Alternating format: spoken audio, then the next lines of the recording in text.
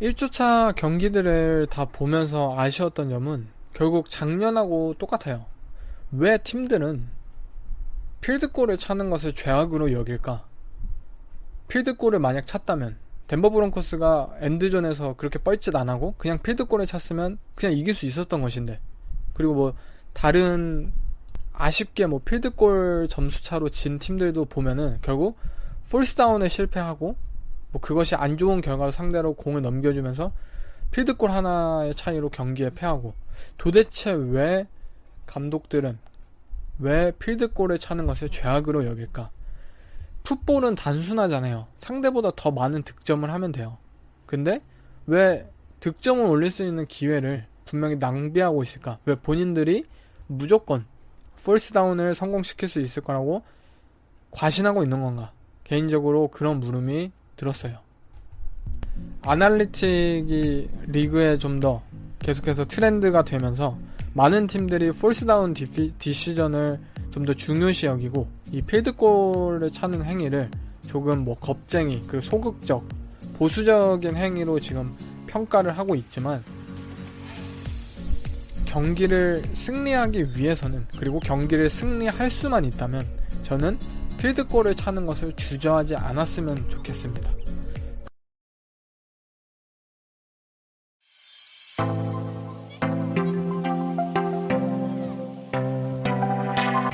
안녕하세요. 투버스터 NFL 팟캐스트입니다.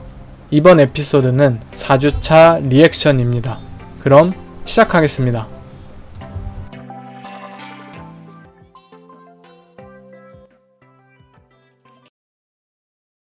Do you ever think about the fact that you are playing a role in the evolution of the game? I think about it a little bit, but at the same time, I just try to go out there and compete. I think that's what you see on the football field. If it's the sidearm throws or if it's the scrambling around and making stuff happen, it's that I'm trying to go out there and win.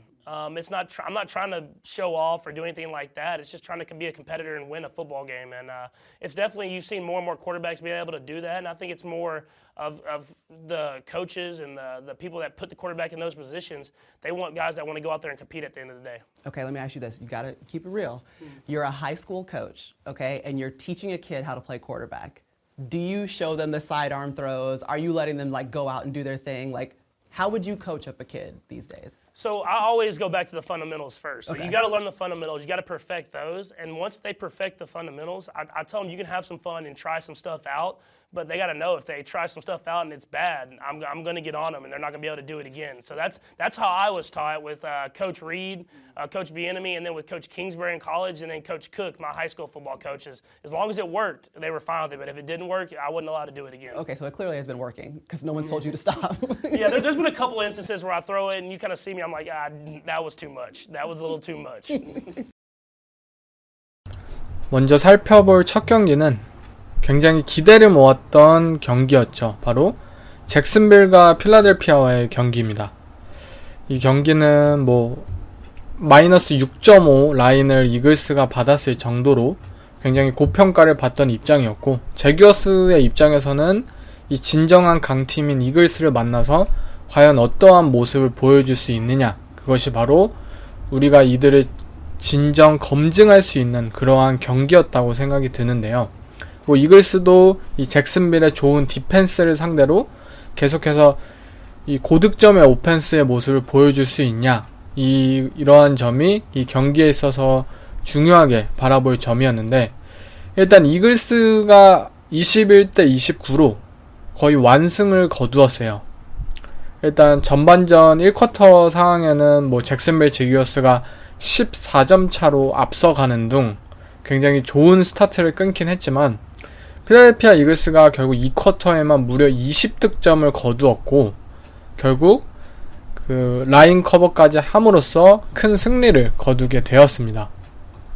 일단 경기 자체는 이 젤런 헐츠의 픽6로 경기가 시작되었고, 이 잭슨빌 제규어스 디펜스의 커버리지 능력이 분명히 뛰어남을 이 경기를 통해서도 보여주었고, 이 비가 오고 바람이 많이 부는 날, 쿼터백들에게는 굉장히 힘든 날에 있어서 이 팀의 강력한 디펜스 커버리지 능력까지 더한다면, 이 경기는 젤런 헐츠에게 쉽지 않겠다 라고 예상이 되었어요. 그러나 이 픽6 패스를 제외하자면 헐츠는 분명히 계속해서 신중하고 뛰어난 패스들을 던졌고, 이글스는 패싱뿐만이 아닌 또 다른 본인들의 무기를 꺼내드는데 성공을 했습니다. 그것은 바로 러싱이었죠. 이 잭슨빌 제기어스가 라인베커나 이 패스러셔들은 분명히 뛰어나지만 이 디펜시브 태클, 인테리어 디펜시브 라인맨들이 그렇게 뛰어난 팀은 아니에요. 그렇기에 이 럼블라킹적인 측면에서 매치업에서 필라델피아 이글스는 분명히 우위에 있었고, 그렇게 계속된 러싱 공격, 이것을 통해서 잭슨빌 제기어스의 디펜스를 무너뜨리는 데 성공하였고, 결국 14점 차를 뒤집는 데 성공을 했습니다. 이 경기를 통해서 이글스는 14점 차로 이 1쿼터를 리드 당하는 등 열세를 당했음에도 불구하고 이러한 상황을 극복할 수 있는 팀, 본인들이 가진 강점을 비가 오고 바람이 불고 패싱을 하기 힘든 상황에서 다양하게 보여줄 수 있는, 오케이 우리 패싱 잘 못하겠다 그러면 과감하게 우리 러싱을 좀 더 위주로 하겠다, 패싱은 좀 더 부가적인 역할을 할 뿐이다, 이렇게 상황에 맞춰서 본인들이 가진 무기를 다양하게 꺼내들 수 있는 팀임을 이 경기를 통해서 증명을 했어요. 너무나도 좋은 뎁스와 그리고 탤런트를 가진 팀이고, 사실 앞으로의 스케줄도 이글스가 굉장히 좋게 잡혀있기 때문에 이 NFC에서 1번 시드나 아직 이런 얘기를 하기에는 굉장히 이른 시즌이긴 하지만 필라델피아 이글스를 지금 막을 팀이 과연 있을까 싶어요. 그 정도로 지금 좋은 폼을 유지하고 있는 이글스의 경기였습니다. 잭슨빌의 경우에도 경기 초반에는 좋은 디펜스를 보여주었지만 이 인테리어 디펜시브 라인의 강점을 가진 팀은 아니었고, 결국 이글스의 이 굉장히 뛰어난 오펜시브 라인맨들을 상대로 이 러싱 게임에서 밀림으로써 좀 많은 실점을 내주게 되었어요. 야드와. 또 하나 이 경기에 있어서 가장 큰 문제점은 바로 트레버 로렌스였어요. 트레버 로렌스가 무려 펌블을 4개인가 저질렀죠. 이 펌블을 계속 저지르면서 이 비가 오는 날씨에 적응을 하지 못했음을 지금 보여주었는데요. 트레버 로렌스가 이 경기를 제외하고 마지막으로 비가 오는 날 플레이했던 적이 2018년 그의 클램슨 대학 시절에 ACC 챔피언십전 피츠버그 대학을 상대로 했던 그 경기였어요. 4년 전 경기죠. 그만큼 트레버 로렌스라는 선수가 이 수중전을 할 때 경험이 부족했고, 그리고 그 경험 부족으로 인해서 이 경기 좋지 않은 퍼포먼스를 보인 것이 사실이기 때문에 로렌스는 지금 3주차까지 분명 좋은 환경 속에서 굉장히 뛰어난 퍼포먼스를 펼칠 수 있는 선수인 것을 보여주었어요. 우리한테 본인이 왜 전체 1픽 디케이드급의 재능을 가진 선수라고 본인이 평가받아왔는지를 증명해줬어요. 그렇지만 이제는 더 다양한 환경 속에서, 혹독한 환경 속에서 그가 앞으로 터프함을 기르고 어떠한 상황 속에서도 플레이할 수 있는 능력을 길러내야 한다는 필요성을 이번 경기를 통해서 느끼지 않았나 싶습니다. 다음 얘기해볼 주제는 사실 제가 오프닝에 그 1주차 리뷰 때 얘기했던 것을 다시 한번 지금 불러왔는데요. 지금 각 팀들이 역시 4주차가 됐음에도 불구하고 이 고포릿을 괜히 시도하다가 결국 그것이 패배의 빌미로 이어지는 상황이 계속해서 벌어지고 있어요. 클리브랜드 브라운스는 이 애틀란타 팔콘스와의 경기에서 첫 드라이브 골라인 상황에서 필드골이 아닌 폴스 앤 3 고포릿을 시도를 하였고, 결국 쿼터백인 자코비 브리셋의 패스는 인컴플릿 패스가 되면서 이것은 턴오버로 연결이 됐어요. 그리고 클리블랜드 브라운스는 애틀란타 팔콘스에게 단 3점 차로 경기에 패했죠. 볼티모어 레이븐스도 마찬가지예요. 볼티모어 레이븐스도 20대 20 동점인 상황에서 마지막 오펜스 드라이브에서 필드골을 시도하지 않으며 고포릿을 시도했다가 이것이 결국 실패를 하였고 인터셉션으로 연결이 되었고, 빌스는 이 공을 되받아서 결국 필드골을 성공시켜서 결국 레이븐스는 3점 차로 패배를 하였습니다. 이 레이븐스의 경기는 그 승리가 확정되어지자 이 레이븐스의 코너백인 마커스 피러스가 이 존 하보 감독에게 불만을 표출하는 모습이 방송에 다 찍혔죠. 막 소리 지르면서 막 그런 장면이 찍혔는데, 결국 이 존 하보 감독의 그러한 디시전에 있어서, 이 매니지먼트 경기 운영 능력에 있어서 이 마커스 피러스 코너백은 분명히 좀 좌절감을 느끼고 좀 불만을 표출하였고, 결국 어느 정도 하보 감독이 현재 책임을 지어야 하는 상황이 왔음이 분명한 상황입니다. 일단 이 하보 감독의 인터뷰를 먼저 듣고 가겠습니다. Well, I felt like it gave us the best chance to win the game because 7, the worst that happens is if they go down the field and score, and I think we'll get them stopped. But if they go down the field and score a touchdown, the worst thing that can happen is that you're in overtime. But you kick a field goal there, now it's not a 3-down game anymore, it's a 4-down game. You're putting them out there, you're putting your defense at a disadvantage because they've got 4 downs to convert all the way down the field. And a chance to again score 7, and then you lose the game on a touchdown. So then the worst thing, the other thing, you think you're going to get the ball at the 2-yard line. So I'm very confident in our defense's ability to stop them down there with the ball on the 2-yard line. So we got them backed up if we don't get it. Didn't turn out that way, unfortunately, and we lost the game. So hindsight, you could take the points, but if you look at it analytically, I understand why we did it. 결국에는 다 동일한 말이에요. 사실 이러한 것은 뭐 결과론이다 라고 할 수밖에 없는 것이, 만약에 이 필드골 성공이 지금은 실패를 했지만 뭐 굿포릿을 성공을 해서 터치다운으로 연결을 했다, 그리고 빌스가 만약 터치다운을 만들어내지 못했다면 와, 존 하보 감독 과감하고 공격적인 그런 결정 굉장히 뛰어나다, 뭐 이러한 평가를 받았을 수도 있을 거예요. 그렇지만 모든 것을 결과론으로 치부하지는 않았으면 좋겠어요. 뭐 아날리틱의 결과다, 우리 팀의 디펜스를 믿는다, 존 하보 감독이 이렇게 좋은 말을 했지만 사실 앞뒤가 맞지 않는다는 것을 여러분들도 느낄 것이에요. 왜냐?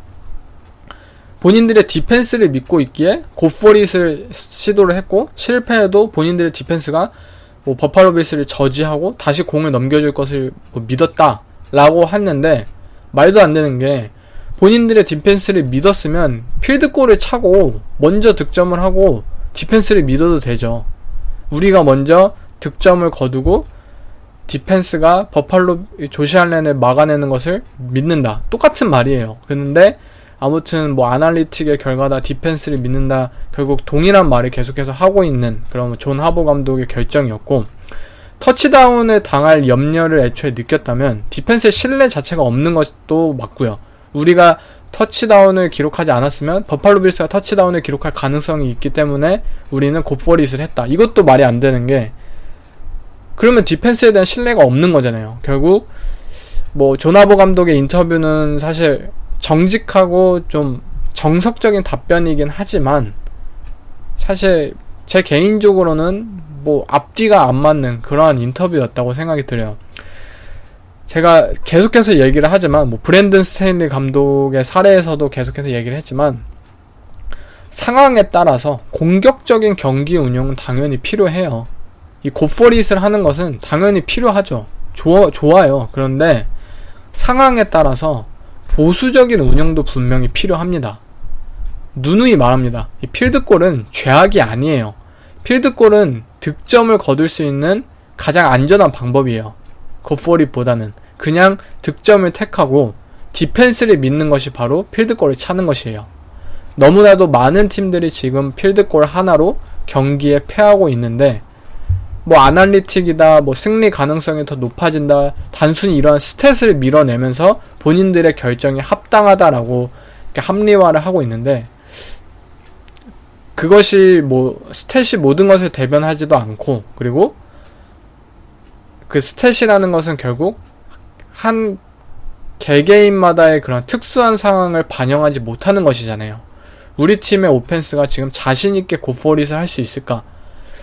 뭐 오펜스가 강한 팀과 약한 팀은 당연히 이 결정에 대해서 당연히 입장이 나뉘기도 하고, 그리고 상대가 어떠한 디펜스를 가지고 있느냐에 따라서도 이 결정이 당연히 다르기 때문에 무지성으로 굿포릿을 하지 않았으면 좋겠어요. 그냥 필드골을 차고 본인들의 디펜스와 스페셜 팀을 믿어라.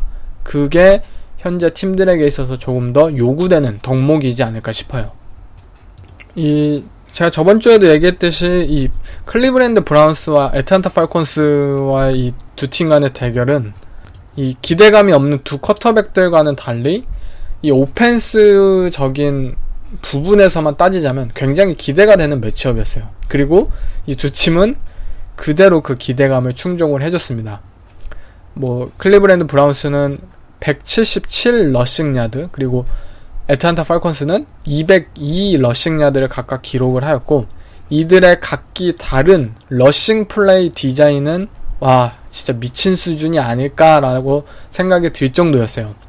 경기는 결국 애틀랜타 팔콘스가 홈에서 승리를 거두었고, 그 이유는 이 첫 드라이브에 클리브랜드 브라운스가 필드골을 차지 않은 그러한 페인이 어느 정도 영향을 끼치지 않았을까 싶고요. 또 클리브랜드 브라운스는 자코비 브리셋에게 사실 너무나도 많은 패스를 지금 시키고 있어요. 온전히 이 첩과 그리고 카림 헌트에게 더욱더 공을 건네주는데 집중을 한다면 브라운스가 이길 확률이 더 올라가지 않을까 싶어요. 물론 자코비 브리셋도 우리의 기대치보다는 더 좋은 활약을 펼치는 것이 사실이지만, 이 팀의 구조에서 그렇다고 자코비 브리셋에게 뭐 30번 이상의 패스를 건네는 것은 저는 조금 옳지는 않다고 생각이 들어요.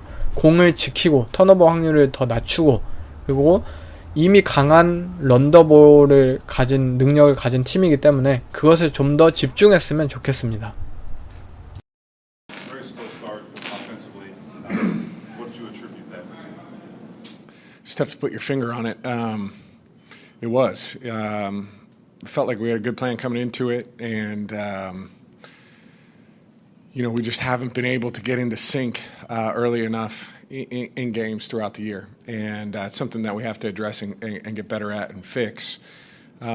Because there are times where it's actually very good, and we need to strive for better consistency, better starts, and just getting into a rhythm earlier. 네, 맷 라이언은 이번에도 펌블을 계속 기록을 했습니다. 이번 경기에서도 펌블을 2개를 추가하였고 리그 1등 자리를 계속해서 지키게 되었는데요. 이 인디애나 콜츠라는 팀은 올 시즌 단 한 번도 전반전을 리드한 채 마감한 적이 없습니다. 항상 끌려가고 있어요. 경기를 끌려가기 때문에 원하는 게임 플랜이 적용이 안 돼요. 본인들이 이 준비해온 게임 플랜, 우리가 이것을 어떻게 조립을 하고 어떻게 이어나가자 라는 것이 결국 본인들이 주도권을 잡고 리드를 하고 있을 때 그것이 실행이 가능한 것이지, 본인들이 뒤지고 있으면 그 게임 플랜이 적용이 안 돼요. 결국 인디애나 콜츠는 계속해서 본인들이 준비해온 것을 제대로 플레이하지 못하고 있고, 이러한 모든 부담감, 경기를 뒤집어낸다, 빨리 플레이를 해야 된다라는 부담감은 결국 맷 라이언이라는 쿼터백에게 가중되고 있습니다. 지금 맷 라이언이라는 쿼터백, 이 나이든 노장의 쿼터백은 부담이 적어야 되고 이 포인트 가드의 역할을 해야 하는 그러한 상황이 필요하지만, 지금의 현재 이 콜츠의 팀 상황은 3포인트 슈터의 역할을 요구하고 있어요. 그렇기 때문에 당연히 맷 라이언이 좋은 플레이를 낼 수가 없는 거고, 이러한 과부하가 지금 일어난다고 생각이 듭니다. 또 디펜스 또한 커버 3 시스템으로 거스 브래들리 코치가 부임하면서 돌아간 디펜스도 문제이고, 인디애나 콜츠는 아무튼 오펜스든 디펜스든 무언가의 반전이 필요한 상황이고, 그것이 스파크를 일으킬 수 있는 게 무엇일까 본인들이 좀 찾아야 되지 않을까 싶어요. 다음은 이제 버팔로 빌스가 17점 차의 격차를 뒤집어냈죠. 물론 경기 초에는 너무나도 많은 턴오버를 기록하면서 쉽게 17점 차로 뒤지는 등 빌스가 맥없이 레이븐스를 상대로 패배하나 싶었는데, 이 팀에는 조시 알렌이 있어요. 이 팀이 가진 힘이 얼마나 대단한지를 계속해서 보여주고 있고, 개막전에 이 LA 램스를 상대로 처음부터 경기가 잘 풀리든, 아니면 이번 주 경기처럼 경기가 처음엔 잘 안 풀리든 뭐 그런 거 상관없이 이 버팔로 빌스라는 팀은 승리를 할 줄 아는 팀인 것을 계속해서 보여주고 있어요. 반면에 이 레이븐스의 디펜스는 어느 정도의 문제가 있음을 이번 경기를 통해서 지난주에 이어서 보여주지 않았나 싶어요. 레이븐스의 디펜스는 분명히 변화무쌍 할 때는 분명히 강해 보여요. 코너백, 세이프티, 라인베커 막 왔다 갔다 하면서 포스트 스냅 후에 막 왔다 갔다 하면서 블리츠 하고 이런 거 강해 보여. 근데 블리츠 없으면 이들 디펜스는 너무 약해요.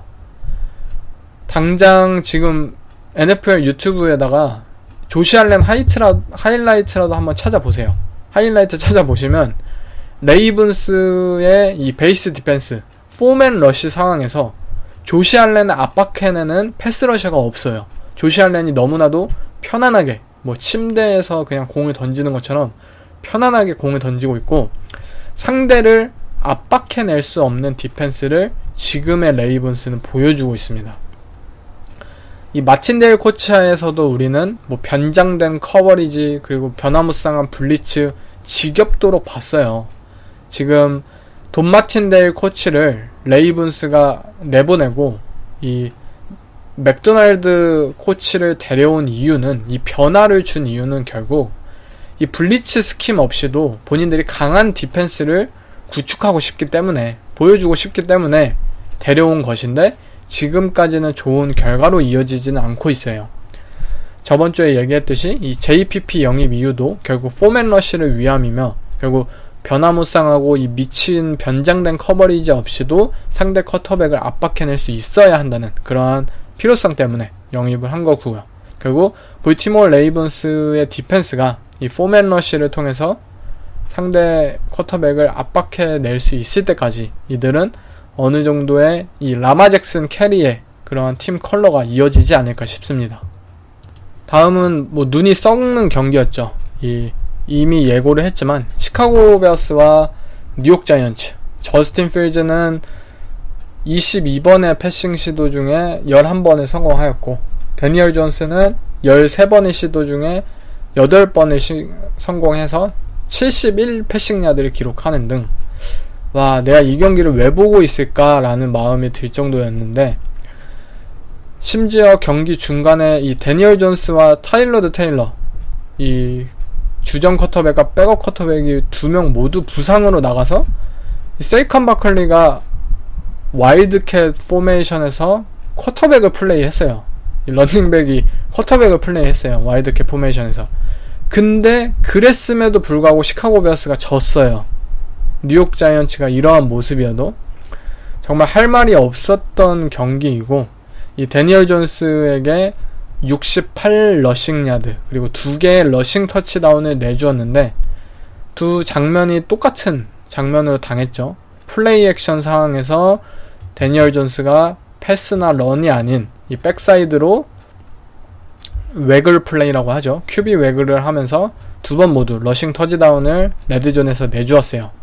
이 베어스라는 팀에게 이 어드저스트먼트가 과연 있을까라는 의문이 들었던 경기이고, 이 일라이 매닝과 페이트 매닝이 그 먼데이 나잇 풋볼에서 항상 개그를 치잖아요. 뭐 데니얼 존스는 우리들과는 달리 뭐 달릴 줄 아는 쿼터백이다.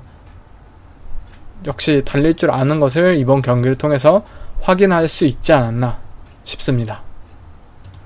다음은 굉장히 실망스러운 또 퍼포먼스를 보였던 팀이죠. 이 워싱턴 커맨더스입니다.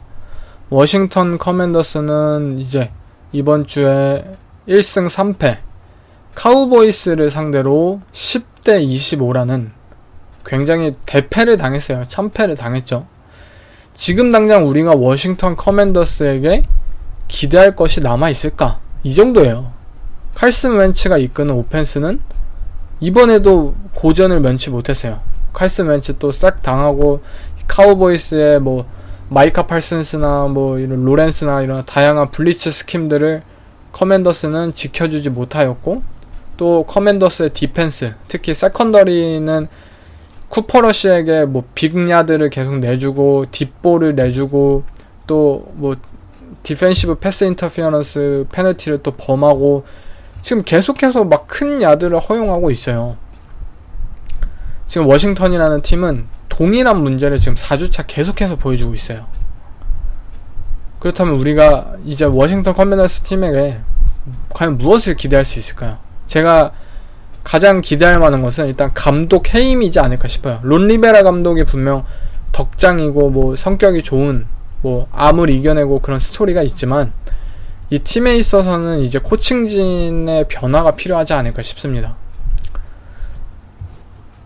분명 뭐 자한 닥슨이라는 루키 리시버와 그리고 맥러린이라는 이제 베테랑 리시버와 그리고 뭐 안토니오 깁슨 등 분명 좋은 스킬 포지션 선수들을 가졌는데 생각보다 오펜스의 그런 퍼포먼스가 너무 저조하고 또 디펜스에서는 굉장히 뛰어난 디펜시브 라인맨들을 보유했지만 결국 상대에게 계속해서 큰 실점을 내주고 있고요. 이 워싱턴 커맨더스는 단순히 탤런트의 문제가 아닌 지금 코칭의 문제를 겪고 있다고 생각이 들고 그러기 위해서는 코칭진의 변화를 주어야 할 때이지 않을까 싶습니다. 반면 이 프레스캇이 빠진 댈러스는 쿠퍼러쉬가 이 팀을 3연승으로 이끌고 있어요. 댄 퀸 디펜시브 코디네이터는 상대에 맞추어서 디펜스를 매주 재단을 하고 있고 이는 효과적으로 먹혀들고 있습니다.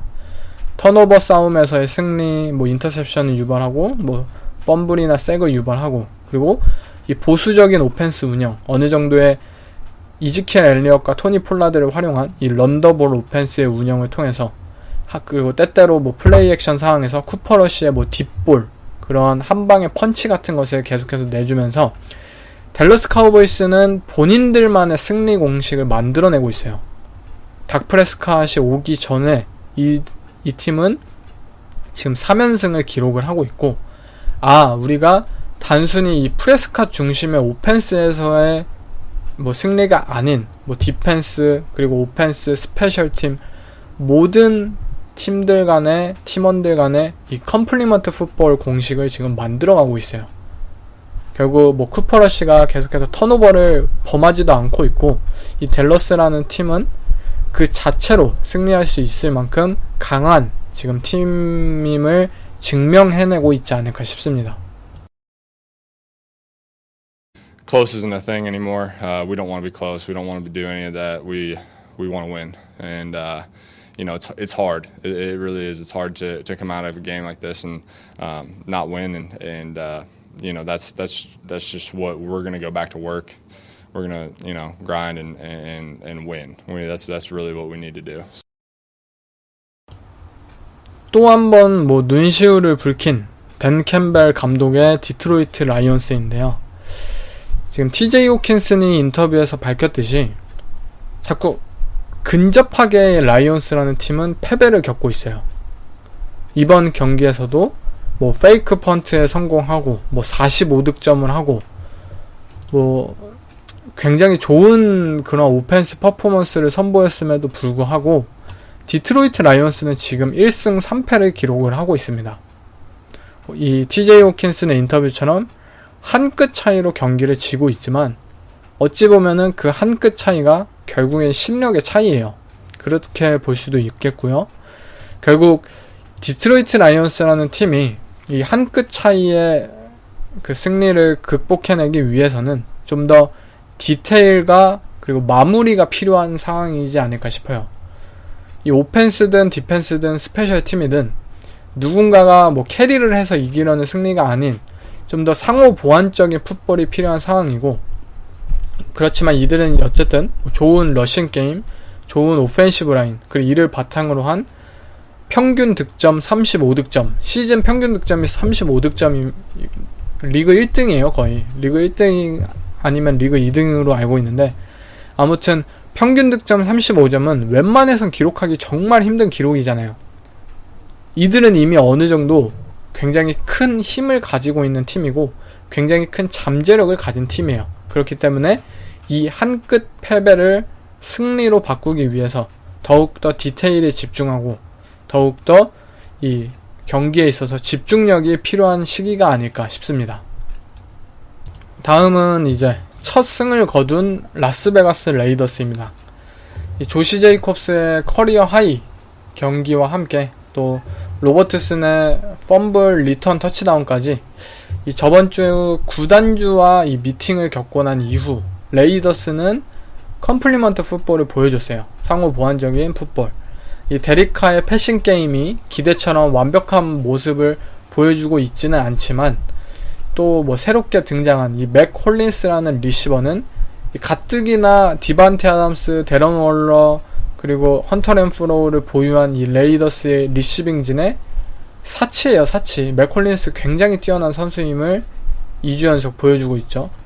아마 이 오펜시브 라인만 이 데리카를 제대로 지켜줄 수 있다면, 데리카가 좀 버닝 모드에 진입을 하게 되면 이 레이더스의 오펜스는 정말 엄청난 오펜스를 시즌 후반에 보여주지 않을까 싶습니다. 한 가지 이 레이더스의 디펜스에 있어서 그동안 아쉬웠던 점은 이들의 FA에서 영입한 패스러셔죠. 이 챈들러 존스를 비롯해서 이들의 디펜시브 라인맨들의 패스러셔가 생각보다 상대 쿼터백을 잘 압박하지 못했던 점이에요.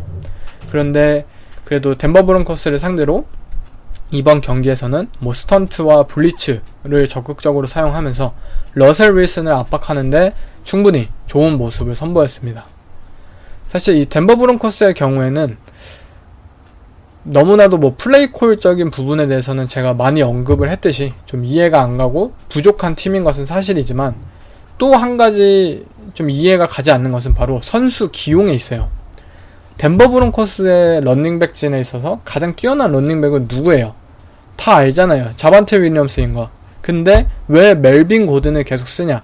멜빈 고든은 매경기 지금 펌블을 기록을 하고 있어요. 매경기 펌블을 기록하는 런닝백은 프로에 있을 자격이 없는 런닝백이에요. 가치가 없는 거죠. 그런데 왜 멜빈 고든에게 스냅을 나누어 주는지, 본인들이 넘버원 벨카우 런닝백이 있음에도 불구하고 사실 이러한 선수 기용적인 면에서 이해가 되질 않고, 타이트 엔드에서도 마찬가지예요. 이번 뭐 새롭게 펼쳐지는 시즌에서 브레이크아웃 후보로서 굉장히 많이 꼽혔던 알버트 오라는 이 타이트 엔드는 이 레이더스를 상대로 스냅을 단 한 번밖에 받지 못했어요. 한 번. 이 나다니엘 해켓 감독이 무엇을 지금 추구하고 있는지, 이 선수 기용적인 측면에서 이 감독이 뭘 그리려고 하는지를 지금 이해하기 힘든 상황입니다. 이날 물론 러셀 윌슨이 터치다운을 찍어내고 그간의 경기 중 가장 좋은 모습을 보인 것은 뒷볼이 터졌기 때문이죠. 어쨌든 뒷볼이.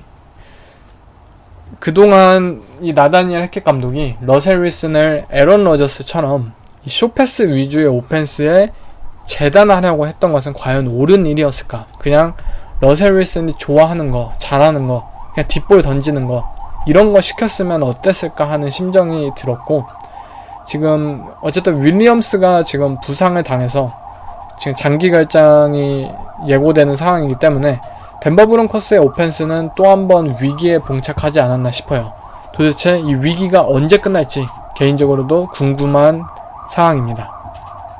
다음은 또 하나의 보기 힘든 경기였죠. 바로 애리조나 카디널스와 캐롤라이나 팬더스와의 경기였는데요. 이 경기도 진짜 보기 힘들 정도였는데, 일단 애리조나는 계속해서 전반전에 3점밖에 득점을 하지 못했어요. 지난 3주 동안 똑같죠. 이들이 준비한 오펜스는 계속해서 좋은 결과로 이어지지 않고 있었어요. 그리고 경기 막판에 쿼터백인 카일러 머레이와 감독인 클리프 킹스베리 감독이 이 말싸움을 하는 게 포착이 됐죠. 카메라에. 카일러 머레이는 이 레드존에서 우리 템포를 좀 높이자, 빨리빨리 플레이를 해보자, 업템포 오펜스를 한번 하자라고 했지만, 킹스베리 감독은 우리 타임아웃하고 분위기 식히면서 다시 한번 준비하자 라고 콜을 하였고, 결국 이 머레이는 불만을 표출하였고, 그 모습이 카메라에 잡히는 등 어느 정도의 좀 사건이 있었어요. 이처럼 쿼터백과 오펜스 플레이 콜러의 의견이 대립이 된다는 것은 어느 정도 오펜스가 잘 굴러가지는 않다는 모습이잖아요. 삐걱거린다는 거잖아요. 그리고 이는 결국 서로가 한 방향을 같이 바라보지 못하고 있다는 사실이에요. 물론 감독과 뭐 쿼터백이나 뭐 오펜스 플레이 콜러나 싸우는 것은 어느 정도의 설전이 있는 것은 당연해요. 뭐 쿼터백은 뭐 이렇게 이 플레이를 하고 싶고 감독은 뭐 이렇게 하지 말라 뭐 이런 매니지먼트적인 측면의 차이도 있고 또는 뭐 플레이의 해석에 있어서 어느 정도의 의견이 대립할 수도 있겠고요. 하지만 제 생각에는 애리조나 카디널스라는 팀이 가지고 있는 이 문제는 단순한 그런 경쟁심에 의해서 발생되는 그런 해프닝이 아니라 좀 더 근원적인 문제가 있지 않을까 싶어요. 이 애리조나 카디널스라는 팀의 오펜스가 결국 잘 굴러가기 위해서는 이 두 명이 같은 페이지에 있어야 된다고 생각이 들고, 단순히 와 이 플레이 멋있다, 이 플레이 좋다, 이러한 새로운 플레이들을 뭐 플레이북에 새로 추가한다, 이러한 것을 떠나서 본인들이 계속해서 미팅을 통해서 같은 페이지를 있다는 것을 확인을 하고 이 마인드적인 부분에서의 화합을 충분히 이뤄내야 되지 않을까 싶어요. 어쨌든 아쉬운 모습을 또 한 번 보인 애리조나 카디널스의 오펜스였고, 반면 디펜스에서는 조금 좀 기대할 면이 많이 나왔죠. 물론 캐롤라이나 팬터스의 오펜스가 엉망인 것도 사실이지만 이 JJ 왓이 돌아온 카즈의 디펜스는 확실히 무게감이 달랐어요. 상대를 압박해내고 턴오버를 유발해내면서 이 베이커 메이필드를 상대로 좋은 모습을 펼쳤죠. 반면에 캐롤라이나 팬터스의 오펜스는 똑같아요. 계속 아쉬워요.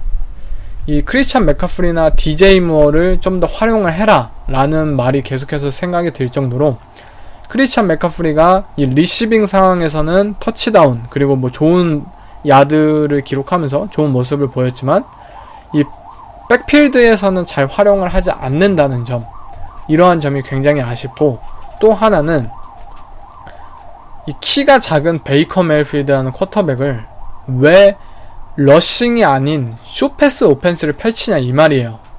벤 메가두 오펜시브 코디네이터가 이 러싱 오펜스를 잘 펼치지 않는 것은 원래 유명해요. 알아요. 근데 그렇다고 단신 쿼터백으로 러싱 대신 우리는 숏패스 위주의 오펜스를 펼친다? 결국 이 배티드 패스로 연결이 돼서 픽6로 연결이 되었잖아요. 베이커 메이필드가 던진 패스가 상대 디펜스의 손에 맞고 튕겨져 나가서 인터셉션으로 픽6로 연결이 되었어요. 이러한 모습이 매주 펼쳐지고 있는데 왜 감독은 오펜시브 코디네이터는 쿼터백을 위한 오펜스가 아닌 본인만을 위한 오펜스를 펼치냐 이 말이죠. 제발 베이커 메이필드의 키를 감안했으면 좋겠다는 그러한 심정이 들었던 플레이들이었습니다. Just thought we needed a spark, man. We didn't do much in the first half, not enough offensively, and thought he could provide a spark for us. 다음은 이제 루키 쿼터백 1라운드 루키 쿼터백인 케니 피켓이 데뷔전을 했어요.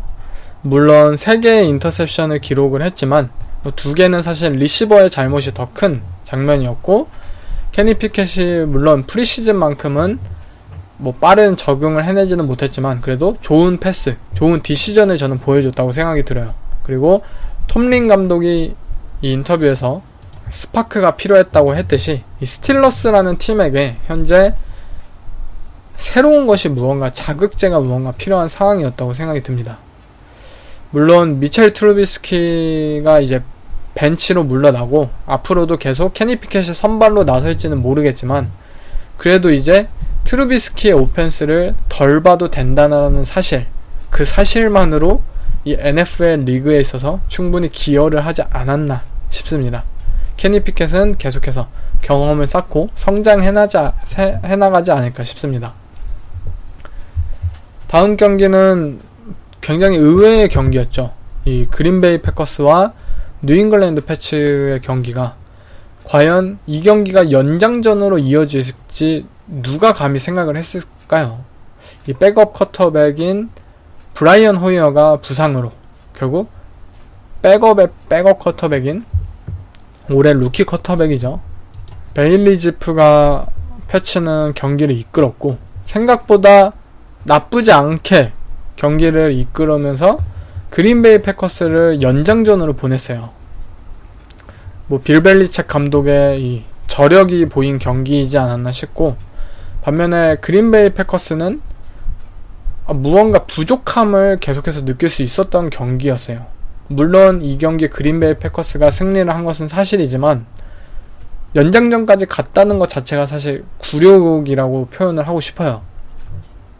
사실 전체적으로만 보면 패커스는 에런 존스, AJ 딜런 이 두 명의 좋은 런닝백이 모두 좋은 경기를 펼쳤고 앨런 리자드나 그리고 캅이나 좋은 패스 캐칭을 해냈고 또 루키 리시버인 로미오 dobs도 드랍이 있긴 했지만 터치다운을 기록하면서 전체적으로 겉으로 보기에는 그린베이 패커스의 오펜스 좋은 경기 펼쳤네 라고 생각을 했을 거예요. 그런데 디테일하게 들여다보면은 전반전에 일단 너무나도 많은 득점 기회를 날렸고 계속해서 펀트를 차는 등 뭔가 아쉬운 경기 운영을 패커스가 선보였어요. 그리고 이 경기에 대한 감정을 제가 느낀 게 바로 저번주 인디애나 콜츠와의 경기에서 캔자스 시티 칩스의 경기력을 보면서 느낀 감정이었어요. 무언가 이 팀의 오펜스가 무언가 더 잘할 수 있는데 무언가를 터트릴 수 있는데 그것을 할 수 있는 촉매제가 없다라는 그 답답한 감정, 결국 그것을 그런 상황을 타개할 수 있는, 해결할 수 있는 해결사의 해결사가 부족한 느낌이에요. 그것은 바로 역시 디반테 아담스 그리고 타이릭 힐 이 선수들이 모두 떠났기 때문에 다른 방법으로 득점을 해내야 하고 승리를 결국 거두어야 되는 팀들이지만 아쉬움이 남는 것은 사실이에요. 그린베이 패커스도 마찬가지인 거죠. 작년까지 에런 로저스의 백투백 MVP 시즌은 많은 도움을 받았기 때문에 가능했습니다. 오펜스 스킴, 리시빙 옵션, 그리고 오펜시브 라인 이러한 모든 것들이 에이러드를 도와주었고 결국 백투백 MVP를 거머쥘 수 있었어요. 그런데 지금의 로저스는 도움을 받는 것이 아닌 주어야 하는 입장에 놓였어요. 물론 두 명의 런닝백과 디펜스가 좀 더 에런 로저스를 도와줄 수 있겠지만 오펜스진 전체를 에런 로저스가 지금 캐리해야 하는 상황이기 때문에 좀 더 이전의 MVP 시즌과는 분명히 다른 그런 상황에 놓였고 그 상황에 따른 부담감과 그런 심리적인 압박감을 이번 에런 로저스는 새롭게 느끼지 않을까 싶어요.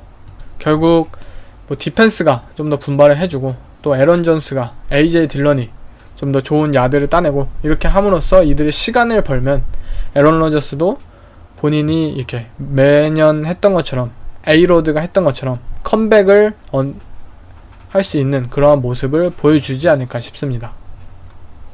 다음은 이번 주 일요일 마지막 경기였죠. 썬데이 나잇 풋볼 경기는 바로 2021년 슈퍼볼 리매치였어요.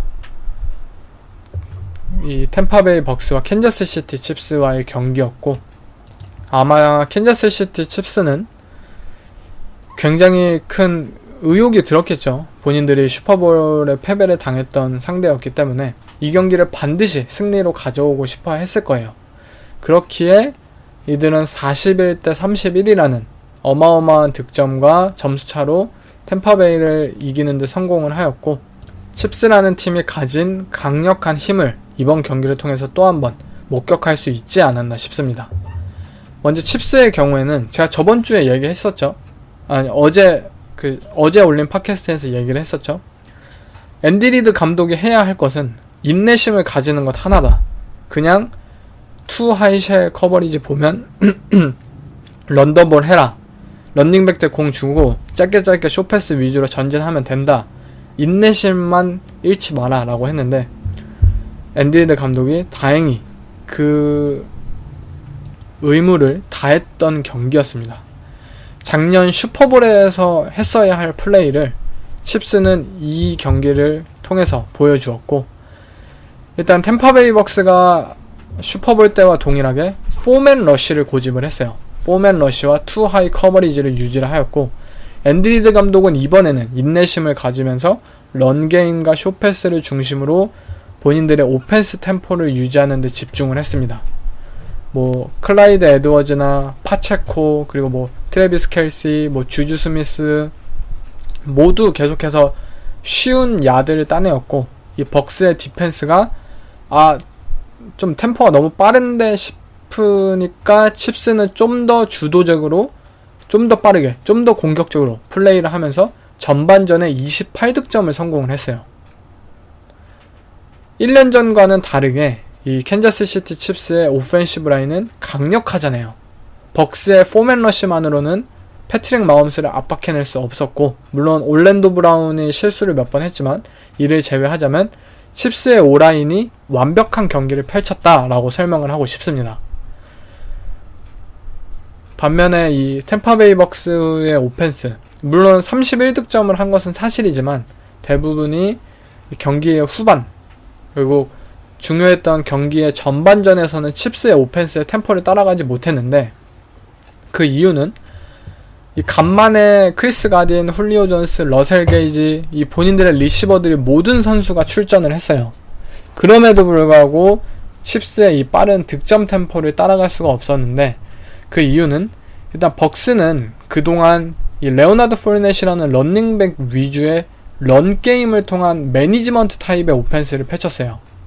그렇기 때문에 이 캔자스 시티 칩스가 펼친 이 득점, 이 슛아웃 오펜스 게임을 따라갈 템포를 벅스는 가질 수가 없었다는 거예요. 본인들이 펼치는 오펜스와 좀 상반되었기 때문에. 물론 아직도 톰 브래디는 건재하고, 또 벅스에는 마이크 에반스나 좋은 리시버들이 있으니까 슛아웃 게임에서의 그런 대결도 분명히 기대가 되었던 것은 사실이지만, 아직은 벅스라는 팀에는 좀 더 시간이 필요하다는 점이에요. 모두가 좀 더 건강을 유지해야 되고, 그리고 이러한 런게임 위주의 오펜스 구조, 매니지먼트 타입의 오펜스 구조에서 좀 더 고득점 위주의 오펜스 구조로 어느 정도 모습을 갖추기 위해서는 이 벅스라는 팀에 있어서 좀 더 시간이 필요한 상황인 것을 이번 경기를 통해 목격을 하였고, 저는 시즌 후반이 되면서 이 벅스라는 팀의 오펜스가 굉장히 무서워지지 않을까 싶습니다. 단지 지금 4주차에서 캔자스 시티 칩스를 만난 것은 너무 시기적으로 너무 빨랐다라고 평가를 하고 싶어요. 이 벅스의 오펜스에겐 좀 더 시간이 필요하다고 생각이 드네요. 네, 이상 4주차 경기들에 대해서 이제 빠른 리액션을 해봤는데요. 굉장히 접전 끝에 펼쳐진 경기가 생각보다 굉장히 많았고, 대부분의 경기들이 1포지션 차이로 끝이 났을 정도로 승패를 끝까지 알 수 없었던 경기들이 많았고, 그만큼 재밌는 경기들도 재밌는 플레이들도 많이 펼쳐지지 않았나 싶습니다.